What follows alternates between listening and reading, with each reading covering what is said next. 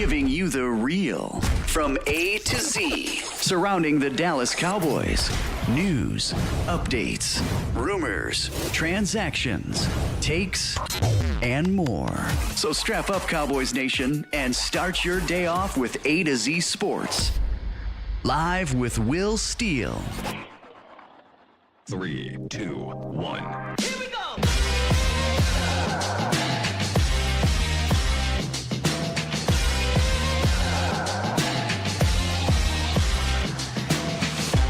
Good morning, good people. Welcome to A to Z Sports Live. We are streaming live on YouTube. And of course, I am your host, Will Skywalker Steele. Boom! Pardon the voice today. Pardon the voice.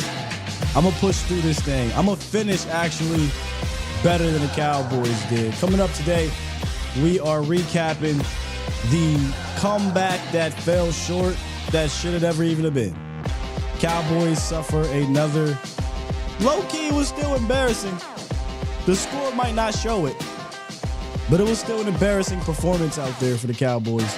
And we're going to talk about it today. It's Monday, so Monday is usually more of the emotional reaction type of situation, and it's rightfully so after yesterday, man. It was, I feel like I'm just right back in it. It's the Twilight Zone.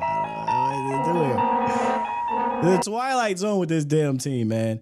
We're going to talk about it. We're going to hear from, and listen, I honestly, low-key, can care less about anything anybody's saying. However, there was a specific thing said yesterday that kind of goes along with what we've been talking about for the last few years, and it's concerning. It's concerning. And I guess there were some other things that was said throughout some of these interviews yesterday that kind of you can piece things together. But, this is a disjointed team right now. This is a team that is out of sync. They're not together. Offense, defense, the only part of this damn team that seems to get anything right is special teams. That's it right now. So it's just a complete mess.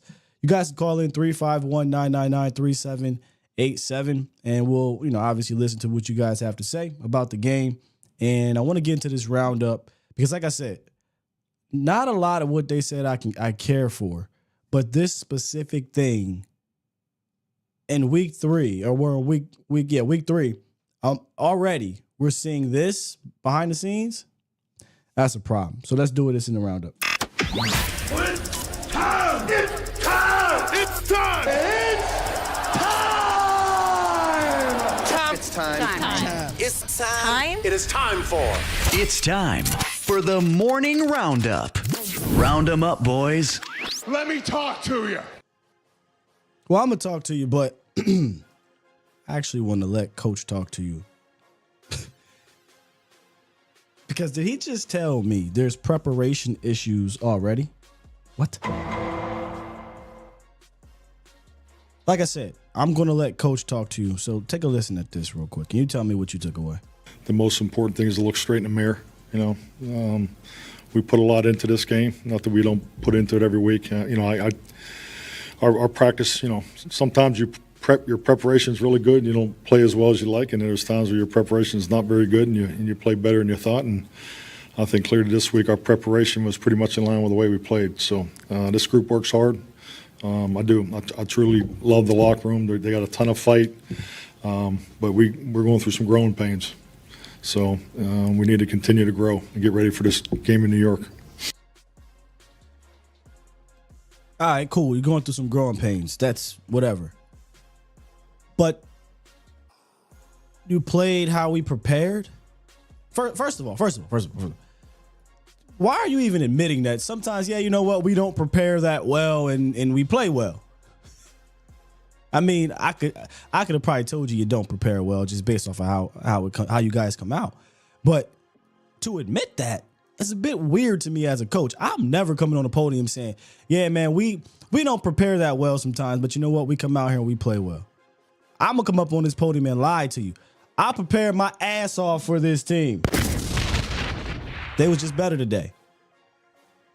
But again, that doesn't shock me. You can tell when this team has prepared.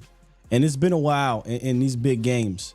And I say big games, I probably shouldn't say. Against these type of opponents when they've come out and looked exactly like they've prepared. Or have had a great week of preparation, whatever you want to call it. But here's what bothers me. After you get your ass whooped last week, how is this even a thing? 44-19. Embarrassed in your home opener. And we're like, yeah, man, well, we play like we prepared. We got issues already. After that?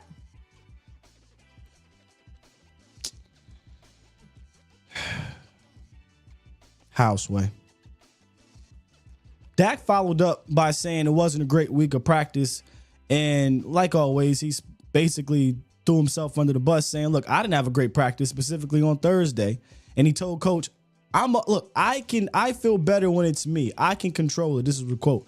I can get over it when I have a bad practice, bad play, whatever. I'll make that change and that difference. But it's also a sense of got to make sure that other people are doing what they're supposed to be doing. Make sure that other people aren't maybe dwelling on a practice rep, myself included. I know there was some players out there, specifically a player, dwelling every time something went the other way on Sunday. And I'm honestly sick of it. I'm sick and tired of seeing it. Dak also said this. We started late. That's the biggest part of it. The penalties, some errors, whether it's alignment or assignment, we've got to be cleaner. We've got to lock in and be more focused on our job and take accountability. Again, week 3. And we're talking about having to lock in and be focused. I don't know how you're not this early in the season. Like, what is going on? But clearly they're not. I mean, this isn't even something that dates back to just this week or last week. The last 3 home playoff games at home. Calm down. You're at the crib. Ain't not dealing with a crowd. You're sleeping in your own bed. You know the way to the stadium. Comfy, cozy. The last 3 home games, you have 2 offensive touchdowns in the first half. 2. How did this game start? Quite literally, the very first action in the game, a kick. Holding. First possession, 7 plays, punt. 2 false starts, 1 you erasing a 3rd and 1. The second taking you from 3rd and 10 to 3rd and 15. Punt. Second possession, 7 plays on a 3rd and 9. You're going to hear me say this a whole lot too. Nobody to open. Cooper BB beat on the stunt. That was one of the things I was a little worried about him being in the center. Beat on the stunt, sack. 3rd possession, you finally get something going. Finally. 2nd down, Dak scrambles, gets to the inside the 10. Now we got 1st and goal. Nope. Holding. Tyler Smith. Next play. Fumble. CeeDee Lamb. These slow starts are getting old. And maybe overlooked. I mean, me personally. There's a whole nother graphic we show where we're talking about playoffs, but now this is followed over to the regular season. And I know there's going to be people on here, well, Sky, it's only week 3. And look what happened at the end of the game. And yeah, look what happened. Ford just decided to just do him. I said this in the pregame show. Maybe it was halftime show. Not really sure. I feel like when this offense is trying to operate in structure of this awful scheme, there's nothing. It's an antiquated old trash scheme. And when he's trying to operate within it, this is what you get. This is what you're going to get. When they had to throw that out, when there was no game plan to follow, no system or structure to follow, because you had to go out there and basically just play, hey, y'all, we got to play backyard football. That's going to make it happen. Oh, now things start happening. You can't sustain that, man.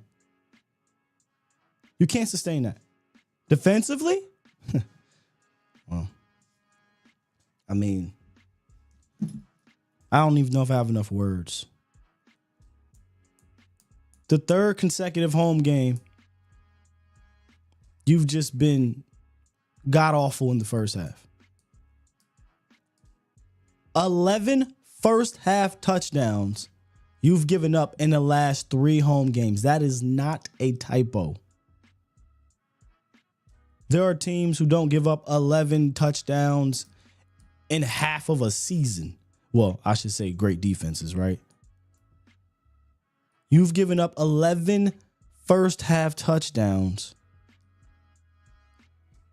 in the last 3 home games. And in many different fashions.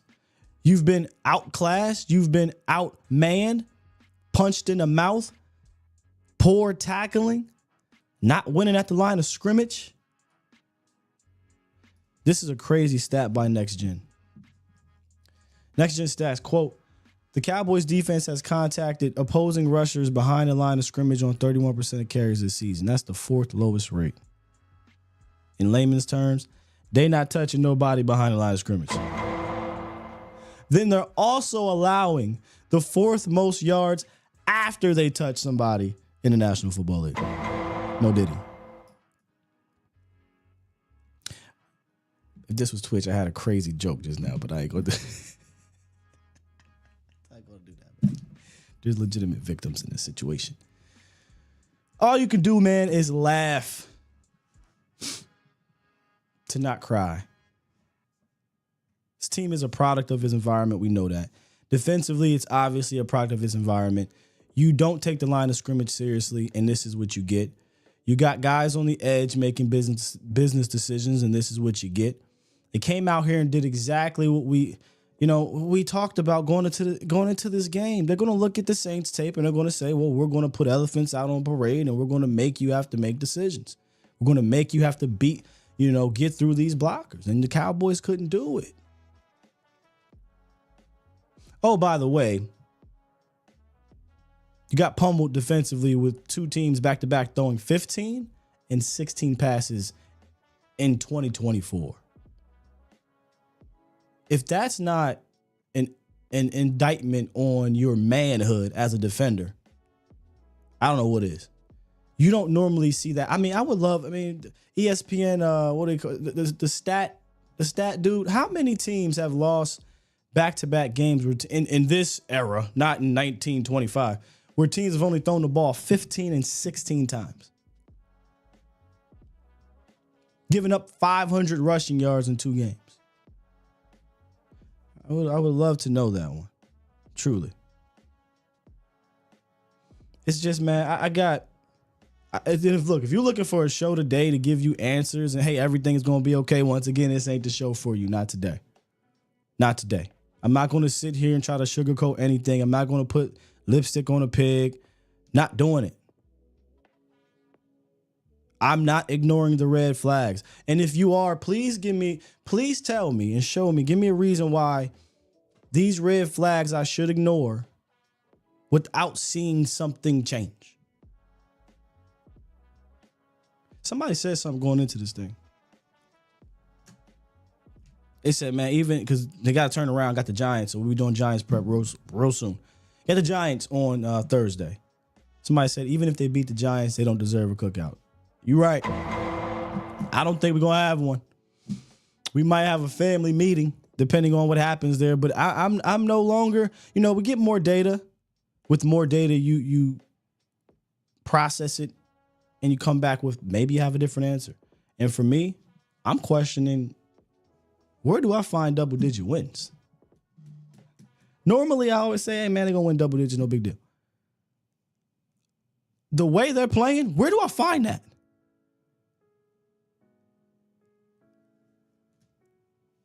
Apologies again for the energy and the voice. Definitely under the weather, but we're pushing through it. Let me give a couple shout outs though. and really literally two, to a couple players yesterday. Number one, Hunter Lipke. Did Hunter Lipke look like he was spry out there?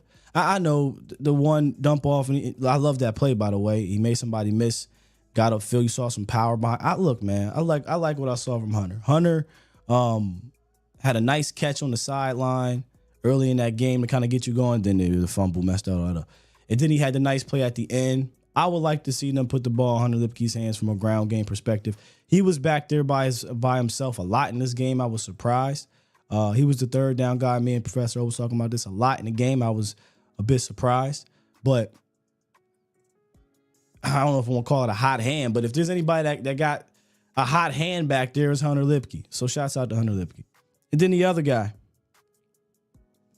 my Specs Key Club player of the game, Brandon Aubrey. How many field goals Aubrey got, man? I mean, Aubrey ain't missed yet. He is Aubramatic. 2 for 2, 65-yard long field goal, breaks the record. I think it might be his own record. Probably could have made it from 67. The dude is automatic. He is truly a weapon, sure. But he's not a weapon that you ever want to rely on. He's not at all. So Brandon Aubrey, to me, is the Key Club player of the game, merely for kicking that 60-some yard field goal. And there was a point in this game where I wish we weren't as far back as we were, because maybe you can get 3 more points. Look, I think he can make it from 70. I don't know if they'll try it, but I think he can make it from 70. So shouts out to you, Brandon Aubrey, who is my Key Club player of the game, brought to you by Specs, your one-stop shop destination for unbeatable selection of beer, wine, and finer foods. Whether you're planning a party or you just need something to get through the Cowboys, Specs got you covered. And if you want to become a Key Club member, you get a ton of amazing offers like the discounts, in-store specials, birthday gifts, exclusive VIP events, and limited release products, and so much more. So head on over to your local Specs, because trust me, there's one in your area. Let them know that A to Z sent you. Sign up. Sign up for that Key Club member, man. Might be the best thing you got going for you this season. Specs, cheers to you. Cheers to savings. Yeah, Brandon Aubrey, Hunter Lipke, wanted to point them out, feature them specifically. In the post-game show, I did shout out Jake Ferguson as well, who, man, guys like 4 and 87, I never have to worry about them fighting, offensively speaking, fighting. And, no matter how far out the game may be, those dudes are going to fight. Terp was another guy, gave a shout out to at the end. Could have been Cooks. If Cooks catches the rock, and it didn't matter at the end of the day. But shouts out to them too. Not a whole lot of positive to take from, except for, yes, and I know some people are going to say they came out here and they fought in the second half. And I know I didn't. I buried that part, sure. And here's why I buried it. I don't want that to overlook the red flags. I don't. People are going to put lipstick on this thing. Oh, it's okay. They came back. It ain't okay, man. I slept on it again, thought about it, and I still have this thought process of something drastic has to happen. A message needs to be sent. It won't happen this week. Can't do it. You got a game on Thursday. I completely forgot about that. But as we said in the post game, I'm looking at specific people in the eye and I'm saying you are playing for your Cowboy life this week. And then you're playing for it again next week. And again and again. The leashes, whatever, has been shortened. Point blank, period. Something has to happen. And obviously, I know we're going to talk about the owner, and I have this up here because I can't believe he said this, but, the owner is the owner. I could do a show all day about the owner, every single day, every year, we know what it is. Somebody's got to make a drastic decision with some people in higher spots in this organization, specifically coaches. And then the coaches may have to do it if they want to save their ass with some of these players. But you cannot roll out this same thing.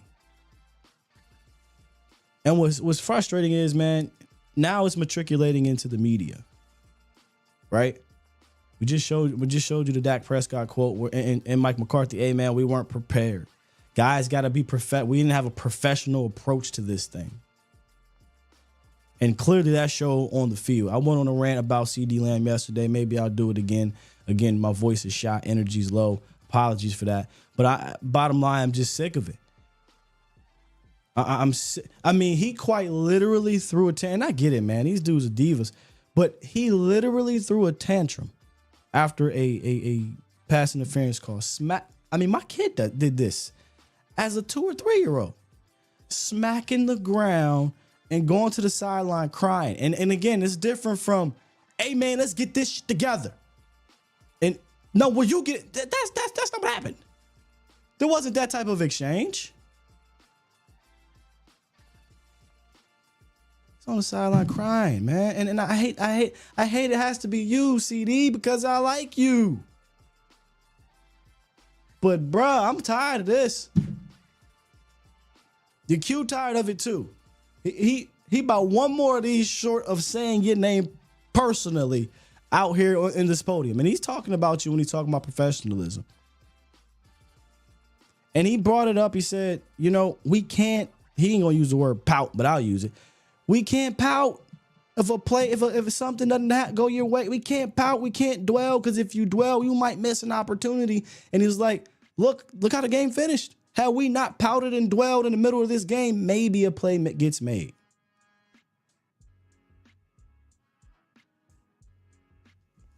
Mind you, I ain't even bringing up schemes and nothing like that at this point. Y'all know how I feel about this whole situation. It's garbage, man.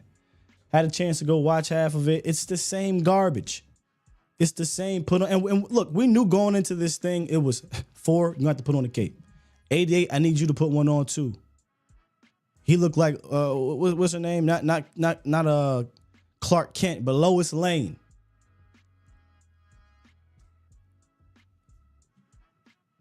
They knew what was going to have to happen in this game.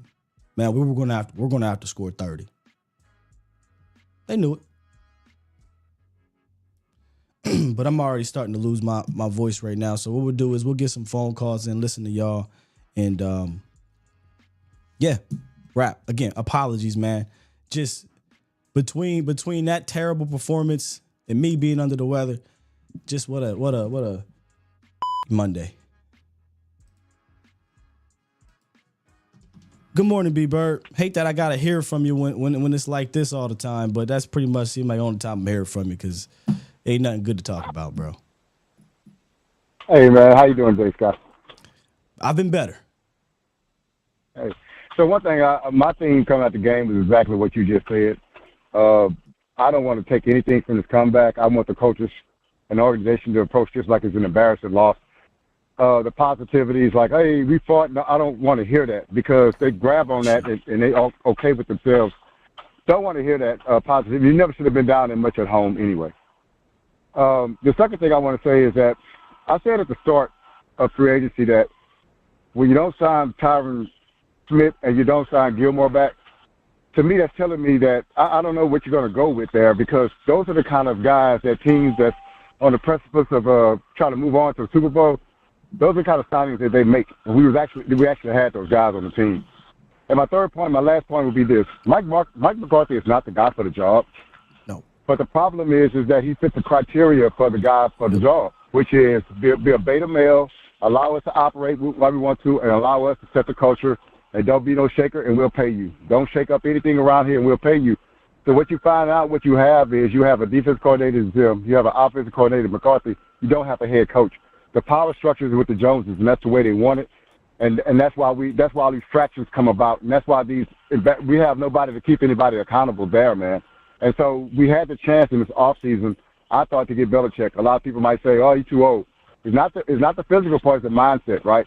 It's a mindset that he brings to the team. And what he brought to New England, and he brings that over here, then that's good. But he also has enough credentials to push back against the Joneses and say, no, we're going to do it this way. That's our only hope, man, is to solve this thing at the top and hope it trickles all the way down and give that coach the power to make people accountable. He just does not have that, and I think it's run its course. I don't mind him taking the job if they hired you right now and say, hey, we want you to be the GM, Scott, you'd be like, I ain't qualified.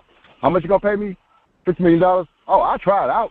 You know what I'm saying? So I don't blame Mike McCarthy for taking the job. It's the people that set the criteria and offered him the job is the issue, Scott. I just wanted to get that out, man, and I appreciate you giving me the time. I'll talk to you later, brother. All right, appreciate you, B-Bird. Yeah.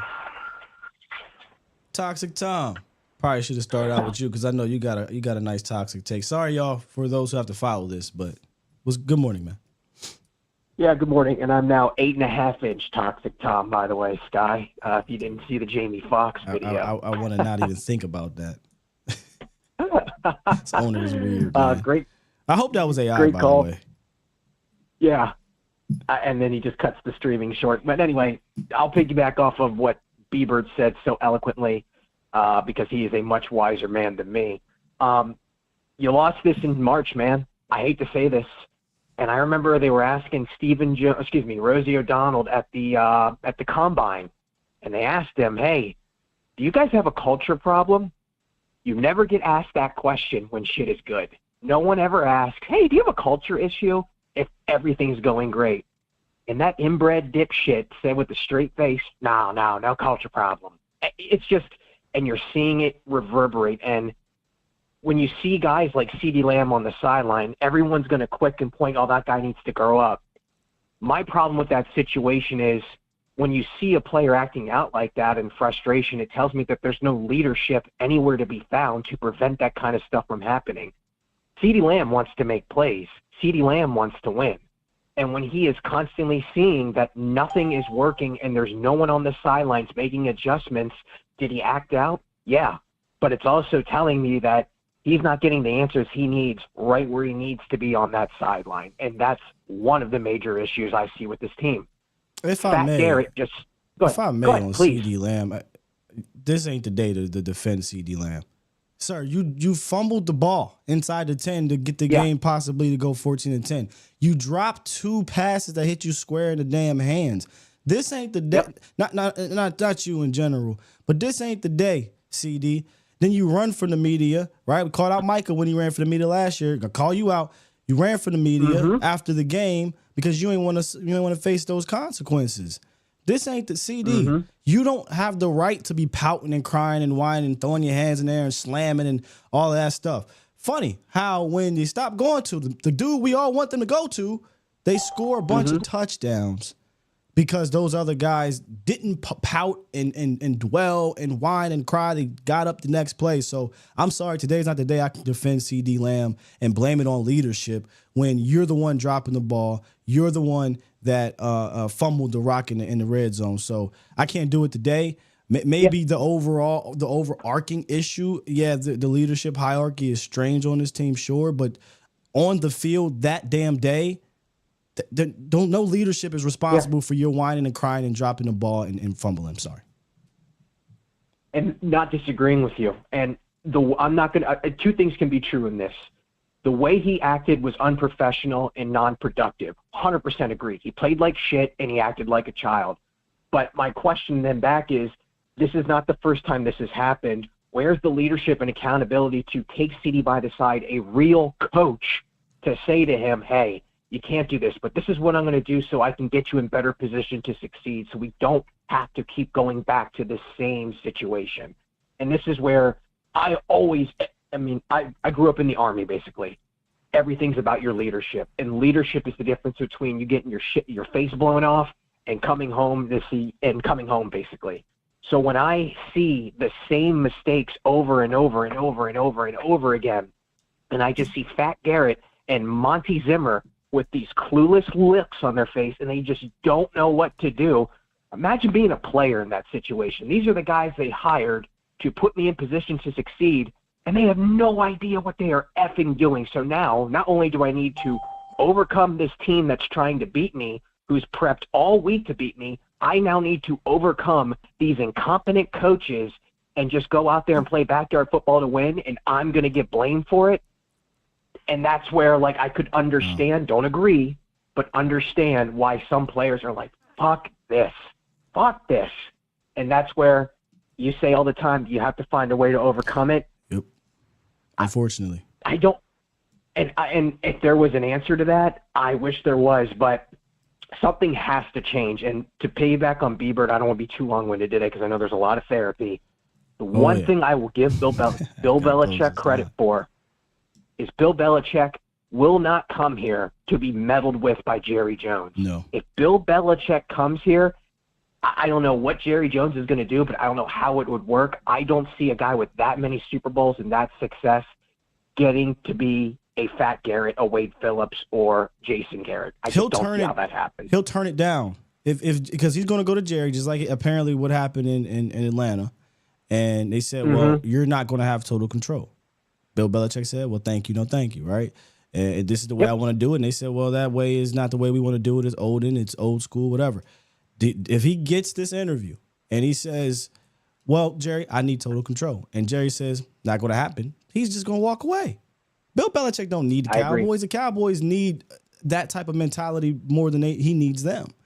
So I don't think it's going to happen. And then, honestly, that's probably not going to solve the overarching issue either, because Bill's going to bring in what?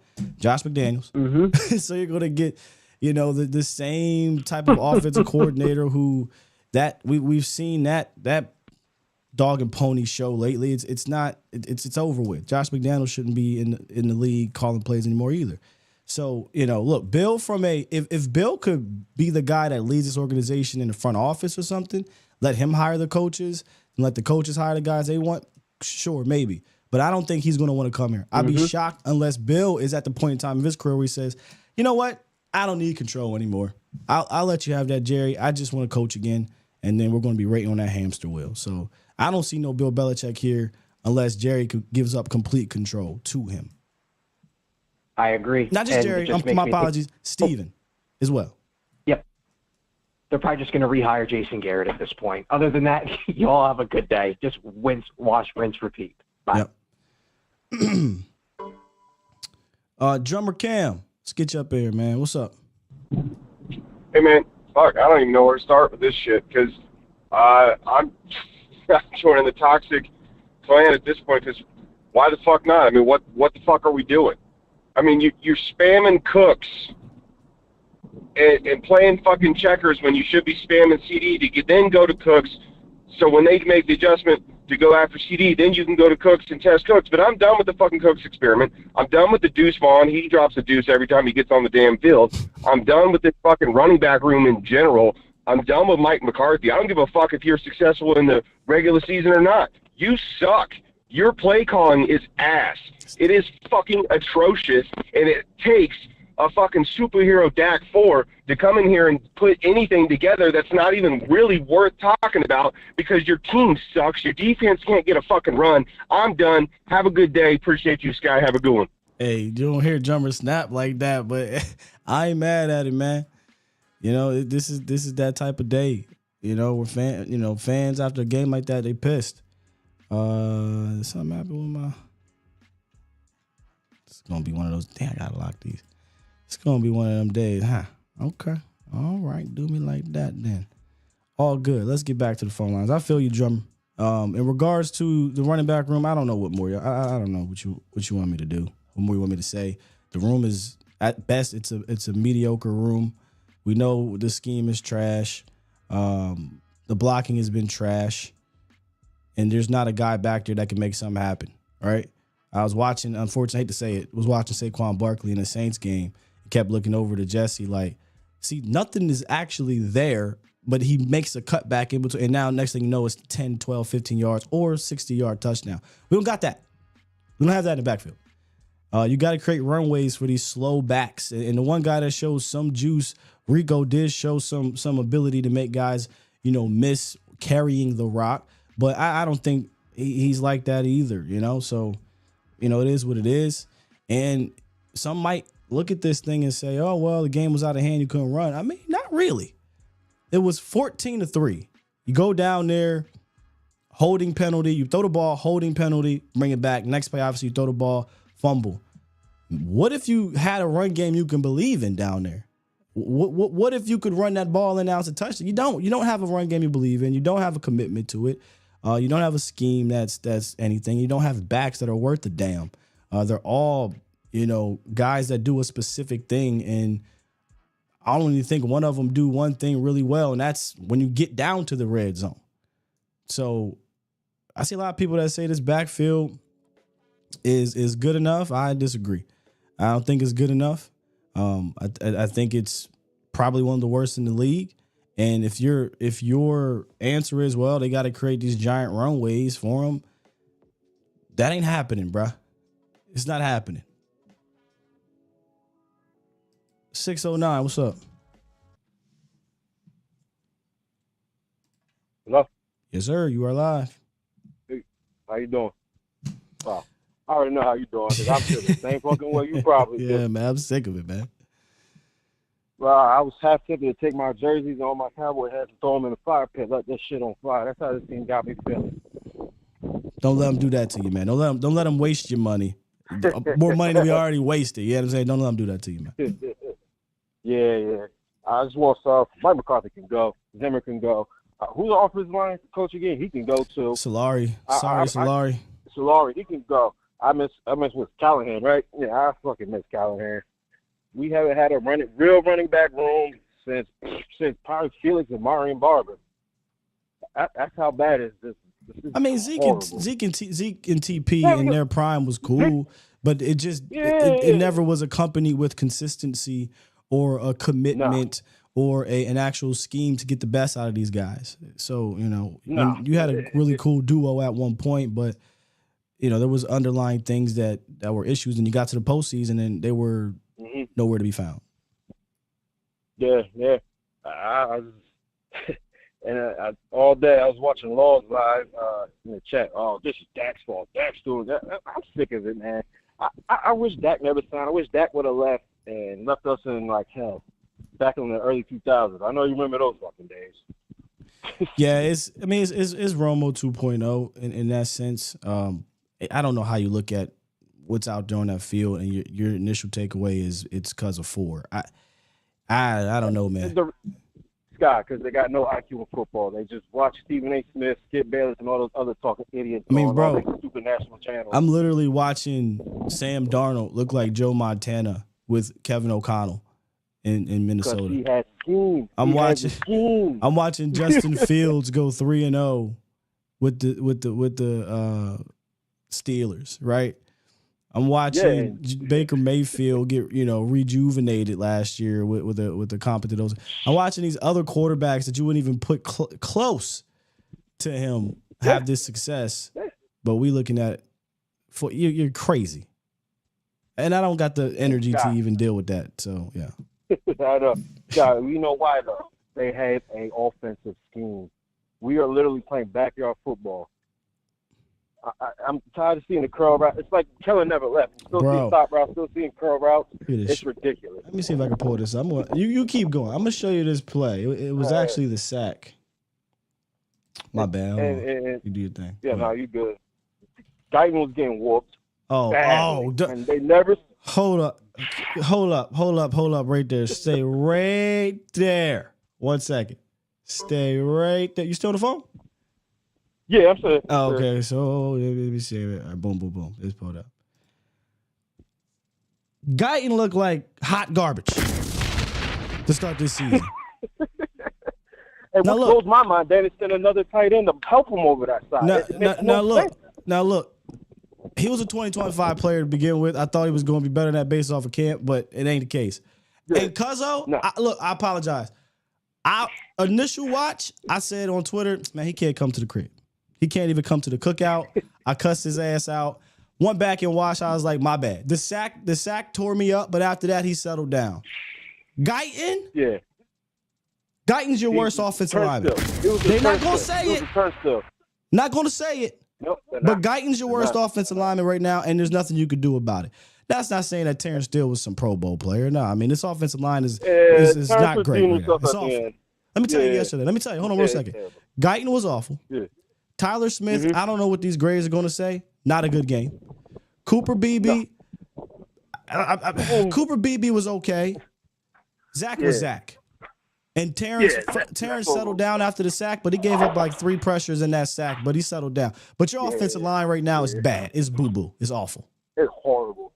But anyway, go ahead. I haven't seen an offensive line this bad since like Mark Colombo and all of them were starting to get real old, and Jerry refused to draft somebody, and then we got destroyed by Minnesota in that playoff game in the wild card.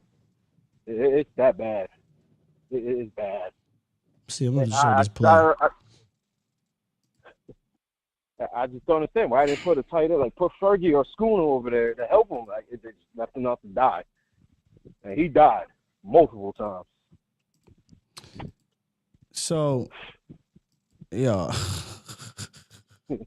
Oh, my bad. Hey, appreciate the call. This is terrible radio. Appreciate the call, man. Let me show this play real quick. Yeah, no problem. Hey, have a good one. Look at this route comment, man. Look at this shit, man. Hold up. All right. Can y'all see this? They've been messing with me a lot lately. Hold on. I just want to show this play that kind of illustrates. Did it again? What oh,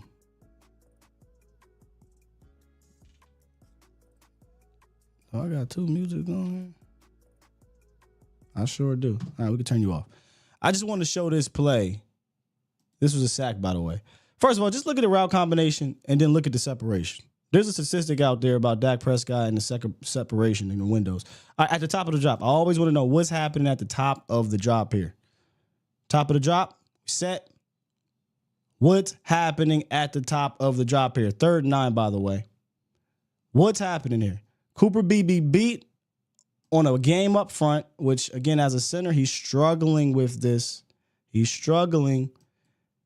And who's open for a first down?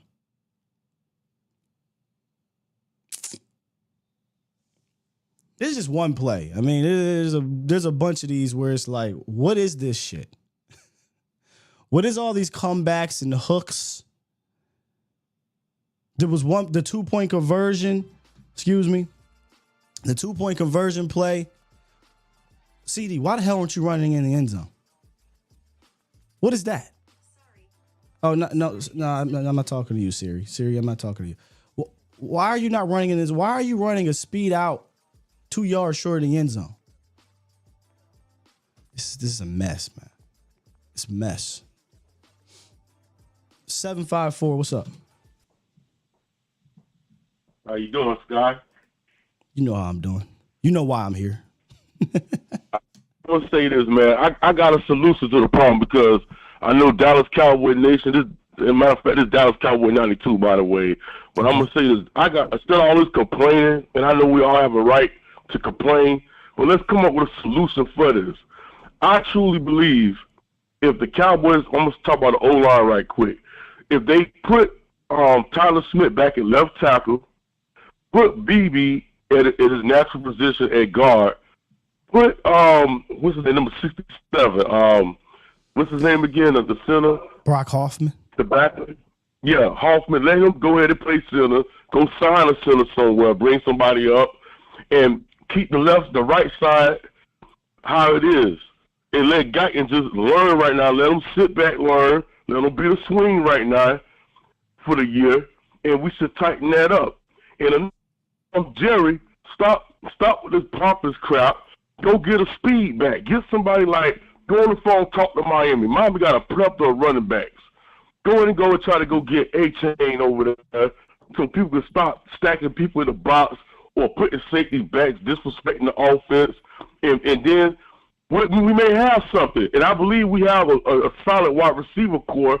All we got to do is use the weapons. Stop letting Turbin, I'll use him on go routes all day long. Him and Cooks both all day. Turpin caught the ball yesterday, didn't he, huh? That's right. Use him more. Facts. Use them like how the Kansas City Chiefs, they use their little fast, speedy receivers. I don't know what we doing. Thinking it's 1995, 96, just combat routes. There ain't no Michael Irvin over there. It ain't no Jay Novacek over there. Stop that. Come up with the new ways and do all these crossing routes and stuff, or move people in motion. Do something that everybody else doing. Stop trying to play like this the 90s, bro. It's over. It's over. The 90s are over. It's over, man. And I got one more thing to say. That defense, Jerry, get on the phone, go talk to the Washington Redskins or the Commanders, and go get Jonathan Allen ass over here to plug that middle up and stop playing around. Put him up there, and you will see a change. And one more thing to say. Parsons, he is a problem. What you need to do is put his ass in middle linebacker. You see that one play we did, we put him up in a zero across that center. He blew the play up. I would stick his ass there every time in middle linebacker and let him go sideline to sideline or drop him back or blitz. You know what he gonna do? That's all I got to say, man. I appreciate the call and the energy, man. Yeah, what were we lied to? Were we where's the word? Where you at? You've been had. You've been took. You've been hoodwinked. Bamboozled. Led astray. Run amok. This is what he does. Were we lied to? What happened to them packages, Coach? What happened to moving Michael? Where's the ish that I saw in training camp? Now, I get it. You are lacking pass rush in general. But you've got to, at some point, see if he can stop the bleeding from that. And I know he's one person, and I don't know if one person will be able to save, your defense in that sense. But you got us excited, You got us excited that Micah was going to be moved around more. And all I see is Micah with his hand in the dirt, standing up. Hand in the dirt, standing up. On one left or right. I don't see him over the center much. I don't see those few plays where he's playing depth linebacker and blitzing. I don't see any of it. When the Cowboys are getting ran on, he's not playing linebacker. Again, will that be the elixir? Probably not. But I'm at the point right now where I'm just trying to see anything. Make a change. Make a swap. Go into the second half and say, damn it, it's not good enough, 50, 13, whoever it is that you believe is not good enough. Let's see 11 back there, step up, Nealon or Lawson, you called up, whatever, and let's see what we got. It ain't like they throw the ball on us anyway, right? So let's see what you got at linebacker, see if you can make a play, because I still believe, and I truly do believe this, if that was his sole focus, in the offseason, in the season, he can be an all-pro at that position too, but it's not. We are stuck in this middle of what do we do? Bring him back. And they're not really allowing him to be the playmaker. It was too many replays I saw where he's dealing with the chip, then he's dealing with the lineman, then he's dealing with the backer. Didn't McCarthy or Zimmer say we going to have a package to not deal with that? It's not happening. Now you go up against a team that does the RPO and read option, and that's going to put everybody in the blender, and it got Dallas so many times early on in that game. It got Overshown in Micah. It got Micah and D-Law. I think the very first possession, they did it about 3 or 4 times, a big play every single time. Big play Lamar Jackson, touchdown Lamar Jackson. I want to say either Derrick Henry or Justice Hill 3 or 4 times. Read option, RPO, read option, mostly read option. No answer. Overshown. I ain't gonna get on you too hard, but you're supposed to be the spy guy. You're supposed to have Lamar Jackson. Easy peasy, lemon squeezy touchdown.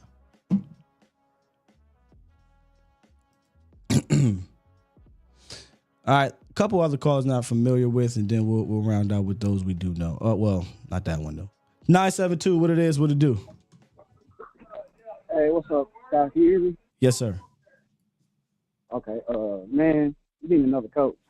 You need another scheme, another everything. What you think about this? That was bad. What do you think about this? Are you talking about offense? Are you talking about head coach? Head coach and defensive coach. Okay. I had this drastic thought yesterday when it was 28-6. I didn't say it on the post game show, but I'll bring it to you guys here. It's just a thought process. I'm all about trying to figure something out, right? I'm all for making a drastic change. It's not going to happen this week. I understand Giants up in a couple days. I'm trying to figure out who to place where in this coach situation, right? You're not bringing nobody outside. So you get rid of McCarthy, promote Al Harris, right? Al Harris as your head coach because he's already assistant head coach as we speak. Probably let go of Zim and let Al Harris see what he's doing, if he can get something out of these players, right? Yeah, they like and then Al Harris. My last one, and then I'll let you go. Just your thought. Not Schottenheimer to call the plays, but Scott Tozine, former quarterback right? Younger mind. I'd be interested. Not that this is going to save the season, but I'm just looking for something to shake up. So you got Al as the head coach calling the defense, and you got Scott Tolzien calling the offense. If things continue to go sideways, I'm interested to see how that works out. It ain't going to save your season probably, but that would be the shakeup I look at in-house. What do you think? Yeah, we need something to shake it up, man. And CD Lamb needs to stop wearing all that jewelry and being a diva. And just be the CD Lamb from Oklahoma, man, because before he put all that jewelry and stuff on and started being a prima donna, man, I'm tired of seeing dudes with all the jewelry on you, not Deion Sanders, bro. Be you. You're a great receiver, man, and you play great, bro. But don't get the money and change. Dak Prescott too. Don't get the money and change, man. Y'all got to stay to yours. Be you and play like y'all can play. The defense got to get it together. I don't know, man. It's hard, man. Yeah. All right, man. Appreciate you. All right. Yeah, bless week, man. Thank you. You too. Yeah. Hey, man, I'm just throwing the wall at this point. Just throwing something at the wall. I think. I don't know if I want to go with Shotty. I mean, again, look. If guys get fired, what do you do, right? They're not bringing nobody on the outside. They're going to hire within. They've done this before, not a lot, but one time before. And they hired within. They promoted Jason Garrett, Paul Pasqualoni, or whatever his name is, ended up being the defensive coordinator. Things got better when that happened. Almost went to the playoffs. It was crazy to me. But I don't know. I don't want it to be Schottenheimer. Marty Ball, I haven't seen this before. But which is weird because I saw what he could do when he had, Russell Wilson in his prime, and it was a pretty good passing offense, right? So maybe you do promote Shotty, but I'm interested in Tolzien because what he got to lose is what I'm looking at. I don't think it's going to save your season no matter what you do when you fire these guys, but I'm interested, man, in anything. The guys I want aren't even on this team right now, coaching-wise. 754, what's up?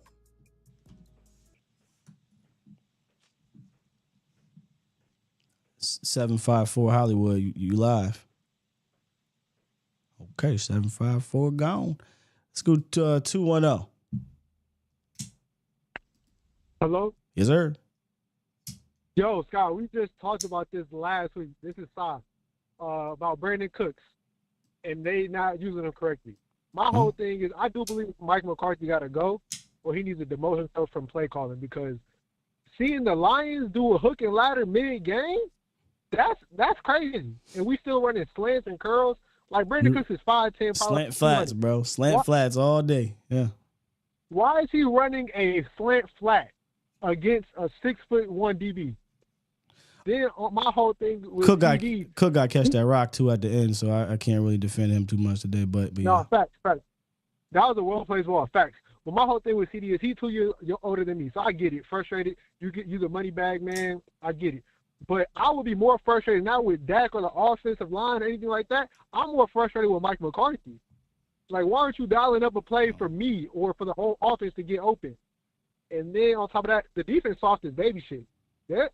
I'm just saying they soft as baby shit because they act like they don't want to tackle nobody. They act like they got dementia when they play every time a good team.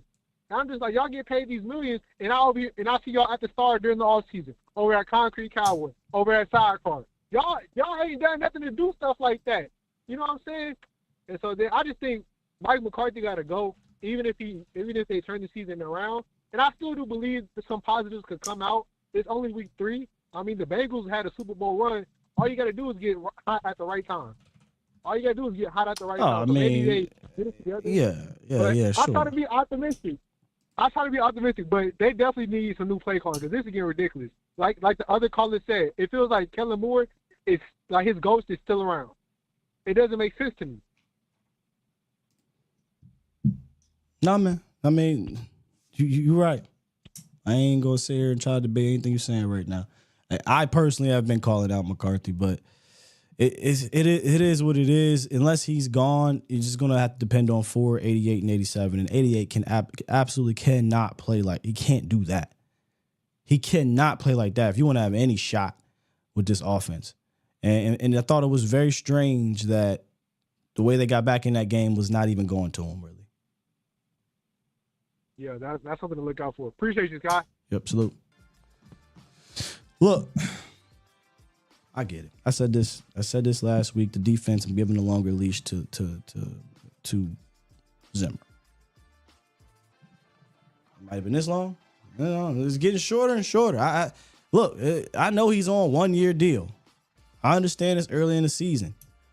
But how in the hell can you not how can you look at 500 yards rushing, getting embarrassed with 16 and 15 passes back to back, and not look at the guy that is the overseer of it?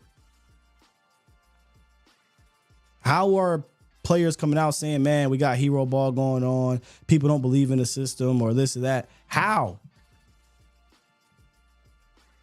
They didn't just have 2 games to change our culture, as my man said in here. No, and we had all off season to do that. We had from February to September. I watch other teams hire new offensive coordinators and new defensive coordinators. Some have success, some don't, but I watch other teams that have success doing it too.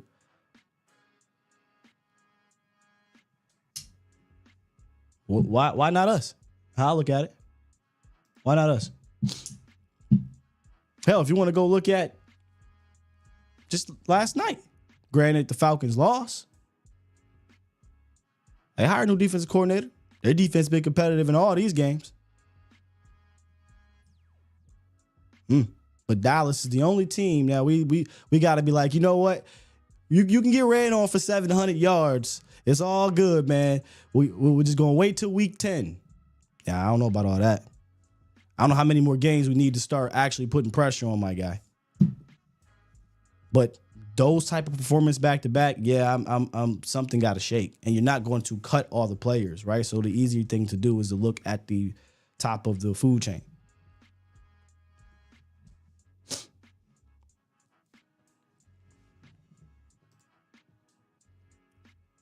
All right, now let's get to those we do know. Deshaun, what's up? Bro, Scott, I was at the game. When I tell you I was so irritated. So, all right. So I'm watching the game. And everything you went over, every single detail you went over, everything they didn't do nothing special. They didn't do anything. All they did was they motioned that guy and they ran the ball. You know what they was doing? They was doing the freaking electric slide on us. They ran to the left. They ran to the right. They came back. Hit back one time. Do out the. That's a whole different joke, but yeah. But so I'm like, yo, ain't no way. We're like, it's like we didn't want to hit him. Like, Scott, this is my personal feelings about it. I understand, like, you know, if you hit a quarterback too hard, you get a 15-yard penalty. But honestly, I would take that. They act like they didn't even want to tackle him more. They was like, oh, no, please, I don't want to hit you. Hit the man. Send a message. Nobody on the defense really sent a message. And it didn't really emphasize that they wanted to be there. They didn't really want to play. And so they wasn't prepared. They wasn't. They didn't.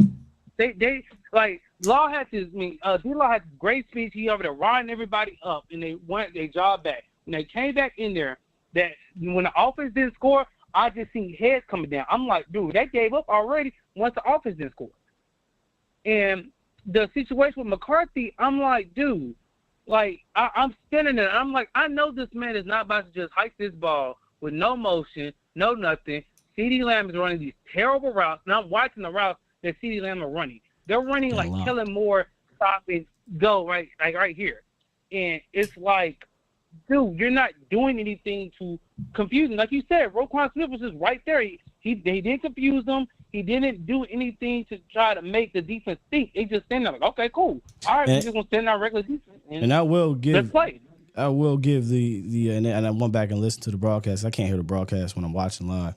I will give the Ravens some credit, of course, lots of credit, but credit in the sense that they were a lot more tighter in their coverage in man than they were in previous games. Go figure. They play up to the level. They play up to the Cowboys. But they weren't as porous in their man coverage as they were previously. They made adjustments. They did something, and it worked. And we, again, when you run the type of concepts we run, I don't think it's all that difficult.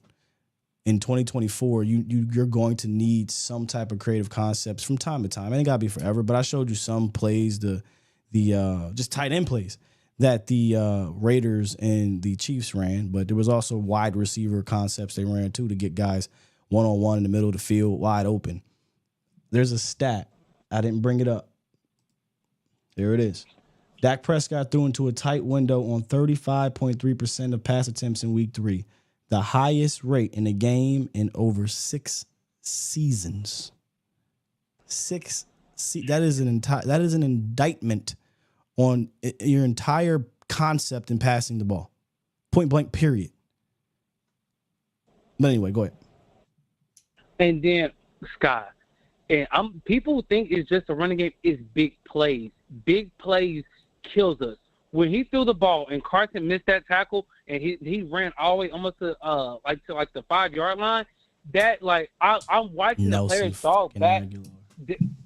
Their head was down. And I'm like, you have to make a sound tackle. He jumped out there so fast instead of breaking down and making tackles, which which is uncharacteristic of him because he's a good tackler. So that just kind of go to show you the kind of day they were having there for 3 quarters. But yeah.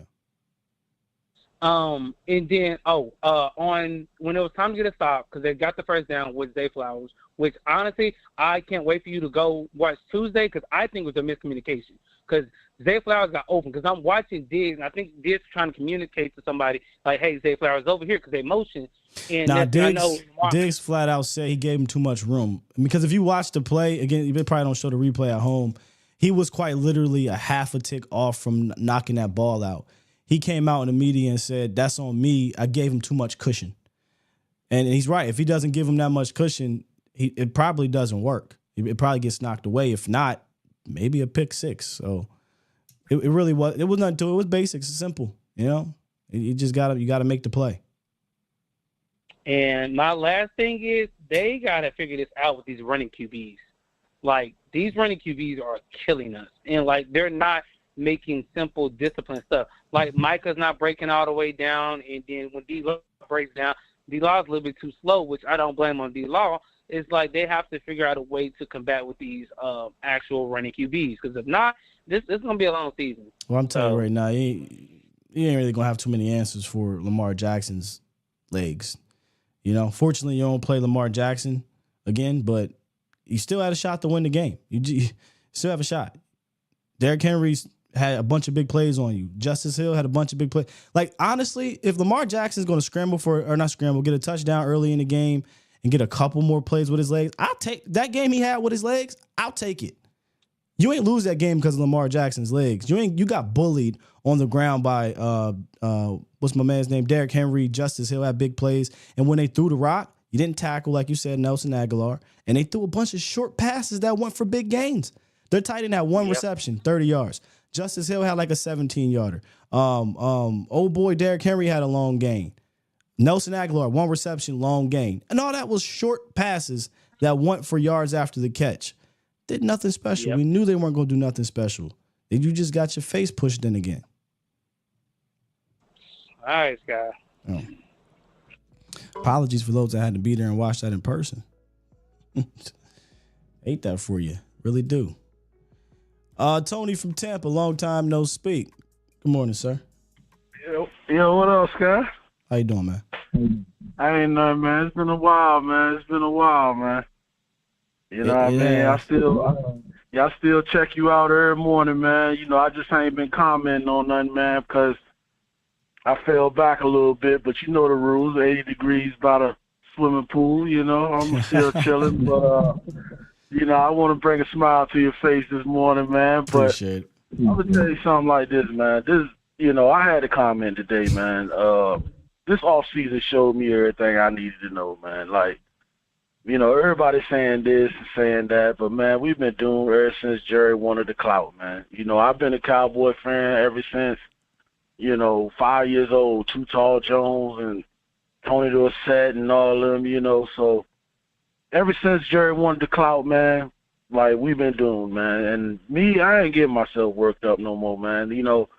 I said it is what it is because they showed me everything. The front office showed me they not committed for real. You know what I'm saying? So, everybody getting all stressed all out, man, I kind of fell back, man. If I was putting all my energy into it and getting worked all up, man, and, And I just looked at them this off season, man, and just was like, okay, they ain't gonna make these moves. Okay, they ain't gonna make this move, and I just was like, look, man, I can't. Every year I'm like, we gonna go, and I'm talking, I'm talking junk to my peoples, and we gonna do this and we gonna do that, and it's the same results, man. Every year, man, same results. We get all worked up and stressed all out, and end up waiting for next year. You know what I'm saying?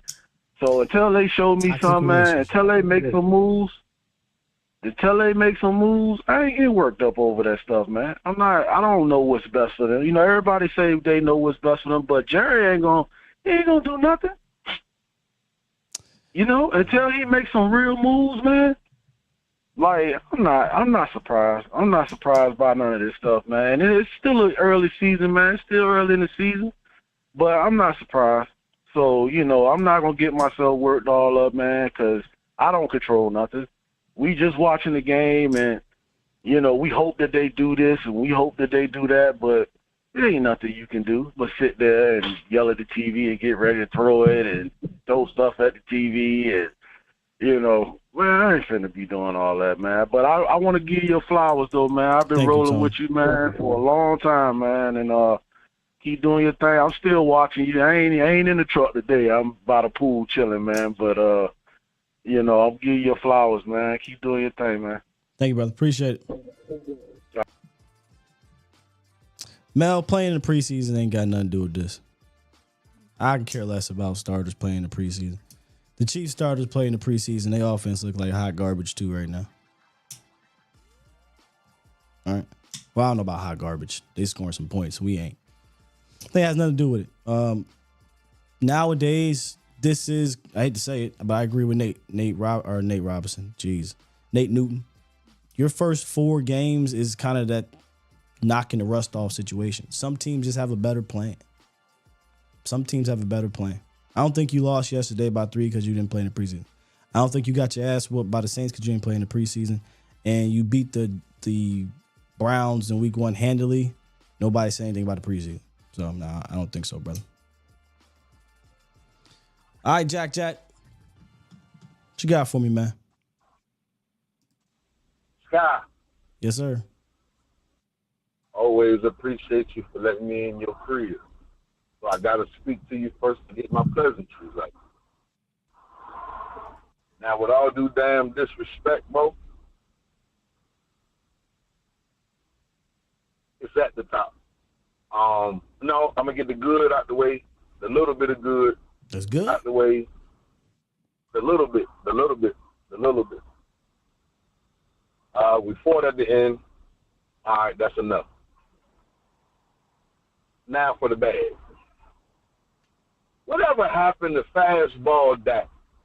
Remember when we had Red Top, had Garrett, and we had the boy who what's the offensive coordinator name that play at Philly now?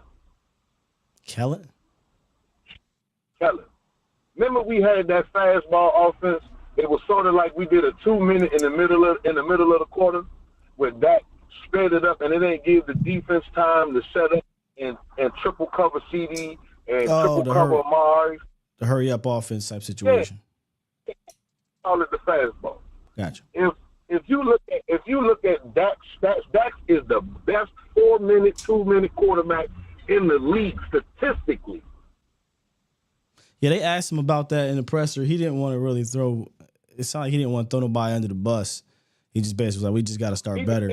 But yeah, I mean, it's been clear for a long time when it's go time 2-minute offense or like you said 4-minute offense, it just looks much better. Or off script. That's the other thing. Off script offense, it looks much better. But I don't know if you heard me earlier in the show, Jack. I personally think that this scheme is awful. So when he's trying to play within the scheme, it looks like this.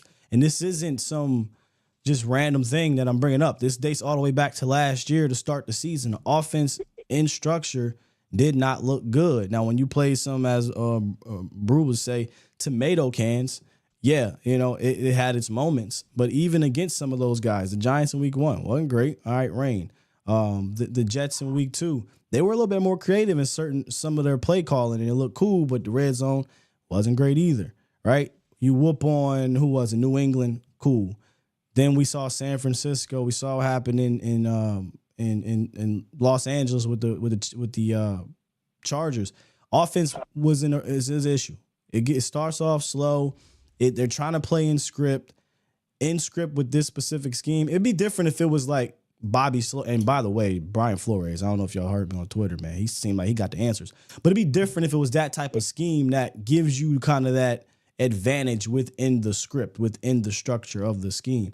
There is no advantage within this scheme, so you have to operate off script, in my opinion. And off script is hurry up offense or break down in the pocket, run around, and just see if guys can backyard football their way to get open. Right. And I said that to preface this.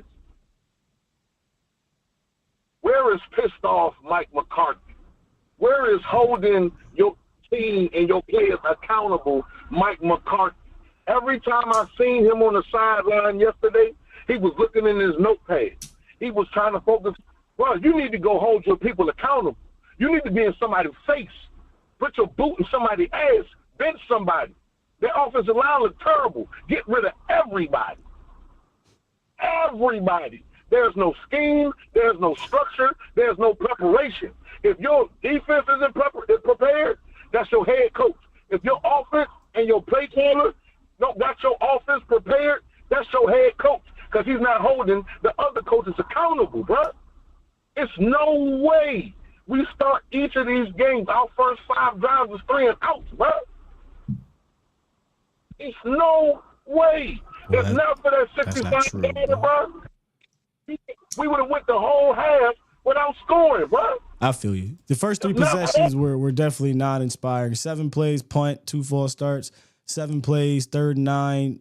Then I showed y'all that play. BB gave up the sack on the stunt. Nobody open. 3rd possession, you finally get into the red zone, move the ball, and then CeeDee Lamb fumbles. It's just you can't do that. You just can't do that.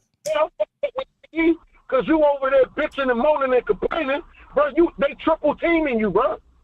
Now, that's not your fault. It's your coach's fault for not scheming you a way to be open and free up that. I get that.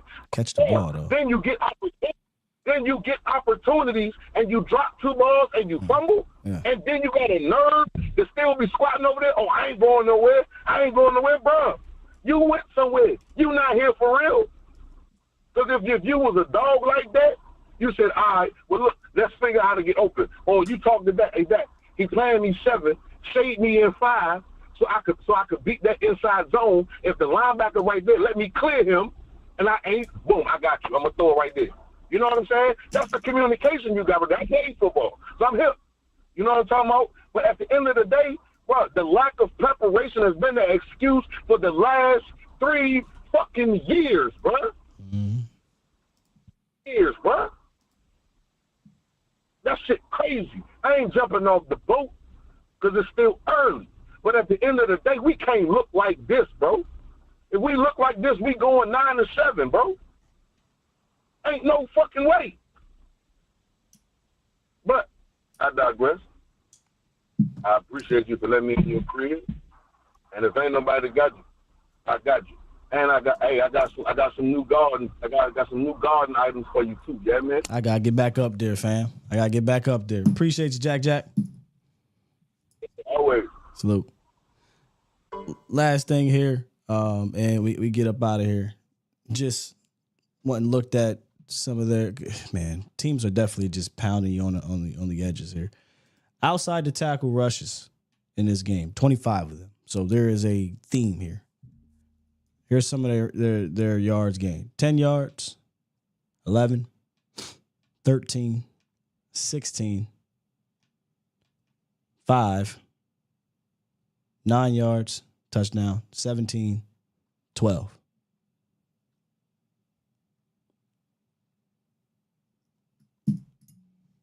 There is a theme, ladies and gentlemen.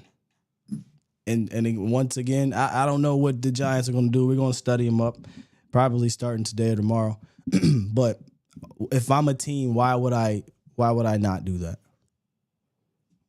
Why would I not do it? Now, if you lose to the Giants, boy, oh my goodness, man. Oh my goodness. All right. That'll be through it. That'll be Can't even talk right now, man. That'll be it for today. Appreciate y'all for coming through. Another Cowboys therapy. I hate that it has to be like this, but we got a quick turnaround. Giants are on Thursday.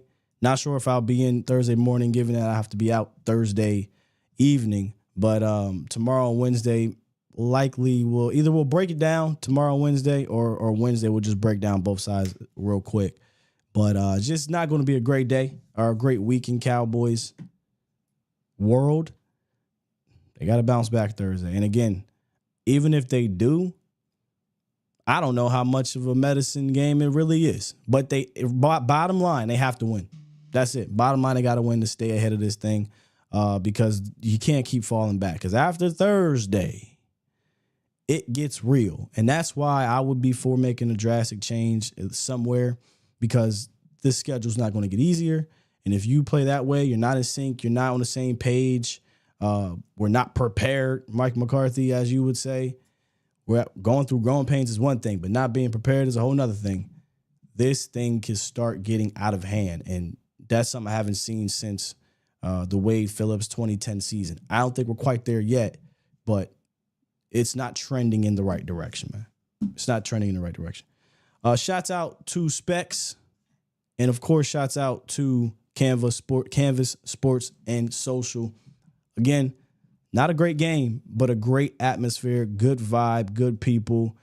We had some Baltimore Ravens fans there, a lot of Eagles fans there, but shouts out Cowboys fans. They showed up. Unfortunately, they showed up for another L, but still, great place, good food. Talked about it on the post-game show. Amazing food, to be honest with you. It's really a food spot that hosts sporting events. And again, the vibe is great. The DJs are fantastic. And if you want to come out and kick it with us, do so, man. Canvas Sports and Social got you covered. With that said, I'm going to go drink some hot tea. Try to get my voice back, man. If I did that button. Push the goddamn button. Push the goddamn button. And it wasn't because I was yelling yesterday. I was mostly yelling over the music, though, you know? A little yell here and there at the TV screen, but nothing really caught me by surprise, and that game really didn't get me all hyped up to the end. So, but I'll be back. I'll be back tomorrow, God willing. Be out of here. Love y'all. Peace.